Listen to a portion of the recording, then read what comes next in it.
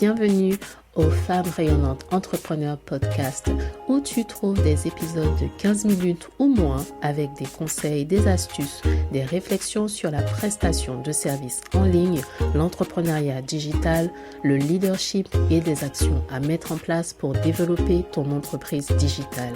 Ici, c'est work hard, play hard. On bosse dur et on s'amuse, on se détend aussi. Je suis Leslie, associée dans la gestion des risques financiers et j'aide les femmes en corporate à lancer et développer leur entreprise de services digital en 2 heures par jour.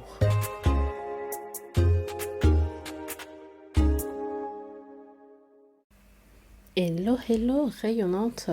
Aujourd'hui, abordons un sujet essentiel pour toutes celles qui jonglent entre business en ligne, seconde activité et vie personnelle. Comment éviter le burn-out? Parce que oui, on veut tout réussir, mais pas au prix de notre santé, pas au prix de notre bien-être ou de nos relations, n'est-ce pas? La première étape pour éviter le burn-out, c'est d'être capable de reconnaître les signes avant-coureurs. Parce qu'il y a des signes, oui, des petits signaux que ton corps ou ton esprit envoie, mais qu'on a tendance à ignorer. On a tendance à ne pas y porter attention. On se dit, bon, c'est pas grave, c'est rien, jusqu'à ce que ça devienne trop ou qu'il soit trop tard. Et le problème, c'est qu'on attend souvent d'être épuisé, irritable, démotivé pour se rendre compte que quelque chose ne va pas, quelque chose ne va plus. Alors, quels sont ces signes à surveiller? Tu peux commencer à ressentir une fatigue mentale ou une fatigue physique qui ne s'en va pas. Tu as beau te reposer, tu as beau avoir une bonne nuit de sommeil ou encore te reposer, tu ne vois pas en fait de différence. La fatigue, elle est là, la fatigue mentale, elle est là, la fatigue physique ne disparaît pas. Ça, c'est un signe très important qui te montre déjà début peut-être de burn-out. Ou encore, tu peux avoir une difficulté à te concentrer. Tu n'arrives plus à te concentrer, à t'organiser. Tu as un manque de bien-être, de plaisir dans les activités qui te passionnaient avant. Ça aussi, ça veut dire sûrement que tu travailles trop, tu en fais trop et tu commences déjà à avancer vers le burn-out. Parfois, ça peut être ton corps qui te parle, avec des tensions musculaires, des maux de tête fréquents, des problèmes de digestion, bref, des troubles comme ça, qui sont des petits signes qu'il est temps de ralentir. Mais attention, ralentir ne veut pas dire abandonner, hein. C'est pas ce que je dis. Je dis qu'il faut écouter ton corps et prendre les mesures nécessaires pour retrouver ton bien-être. Le burn-out n'arrive pas du jour au lendemain, en fait. Ça prend place petit à petit. C'est un processus, c'est un cheminement. C'est étape par étape que ça s'installe. Mais si tu t'écoutes et que tu agis avant, si tu t'écoutes et que tu fais ce qu'il faut avant, eh bien, tu peux agir avant que le burn-out ne s'installe durablement. Et maintenant que tu sais reconnaître les signes, tu peux mettre en place ce qu'il faut pour éviter d'en arriver jusque-là.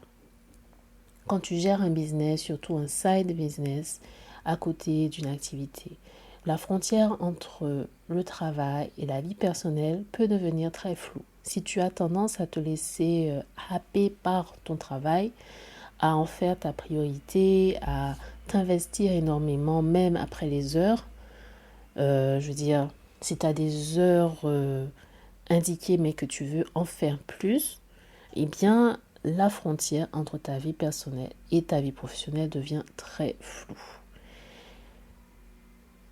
Tu te retrouves peut-être à répondre à des mails à la pause déjeuner, à planifier ou travailler sur un projet tard le soir. À court terme, ça peut paraître inoffensif. Rien de mal, tu te dis, bon, tu fais ça pour pouvoir t'avancer, etc. Mais quand ça devient une habitude, sur le long terme, ça peut complètement t'épuiser, te vider et même te dégoûter d'avoir envie de continuer.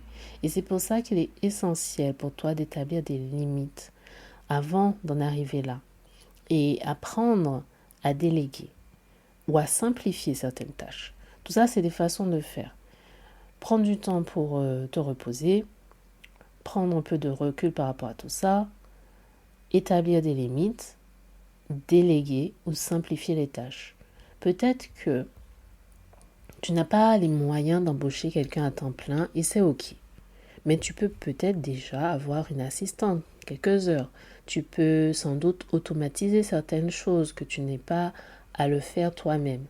Sachant que plus tu délègues et plus tu simplifies ton business, tes activités, plus tu libères du temps pour des moments de repos, des moments de plaisir, des moments où tu peux te déconnecter.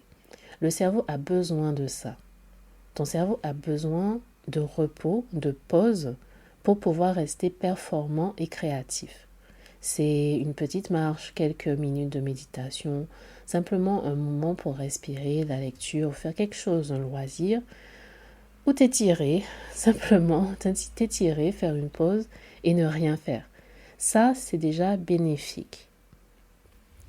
Et si tu as déjà essayé de déléguer, tu as essayé de faire appel à certains services et tu as été déçu, ça arrive. Ça arrive, ça fait partie aussi du jeu. Donc disons que ça arrive. Pour autant, tu ne devrais pas te décourager. Parce que dans l'entrepreneuriat, on a un peu cette idée que pour réussir, il faut tout donner, il faut y aller, il faut travailler sans relâche, se sacrifier, etc. Quand tu écoutes certains coachs, franchement, tu as peur. Hein.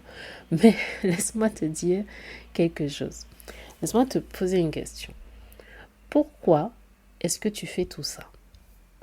Travailler plus, rester tard, faire plus des heures sup, etc. pour ton aspect pro ou sur ton business, tu comptes pas les heures, tu utilises tes pauses pour faire un peu plus, etc. Pourquoi est-ce que tu fais tout ça? Au fond, c'est quoi la finalité? Si tu as lancé ton business, ce n'était pas pour travailler d'arrache-pied sans relâche matin, midi et soir et écourter tes besoins en termes de repos, de bien-être ou du temps libre. Ce n'est pas pour ça que tu as lancé ton business. Et peut-être que c'était davantage avec un objectif d'avoir une vie équilibrée, des projets futurs, de faire autre chose par passion, de découvrir, développer des compétences parce que tu en avais envie. Et si tu te laisses aller à un rythme effréné, à un rythme que tu ne peux pas tenir sur la durée, tu risques non seulement de t'épuiser, mais aussi de perdre le plaisir que tu avais jusque-là à faire ce que tu fais. Alors que l'entrepreneuriat, c'est aussi ça, c'est faire quelque chose qui te passionne, faire quelque chose qui te plaît ou qui te nourrit personnellement. Alors, arrête-moi ce mindset de je vais tout faire toute seule et c'est complètement irréaliste. Hein. Arrête de penser que tout doit être parfait, que tu n'as pas le droit à l'erreur ou que tu n'as pas le droit de prendre des pauses. On arrête tout ça, ça suffit. Ton business n'est pas un sprint, c'est un marathon. Et pour un marathon, on est censé maintenir un rythme. Un rythme constant. Quelle que soit ta vision à long terme, cette vision devrait inclure ton bien-être.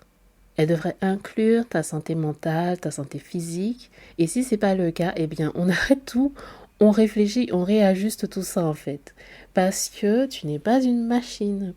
C'est essentiel de prendre soin de toi si tu veux réussir sur le long terme, si tu veux avancer quelque part. Parce qu'autrement, tu vas devoir prendre du temps pour améliorer ta santé. Et personne n'a envie d'être là, n'est-ce pas?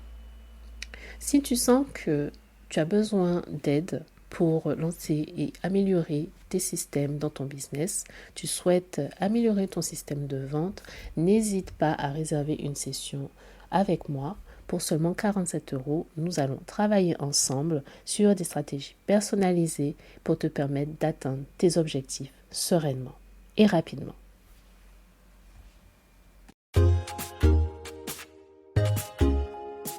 Il est temps de rayonner en ligne. Merci d'être passé, d'avoir écouté et si tu souhaites aller plus loin, tu peux visiter le site internet www.femmerayonnantes.fr.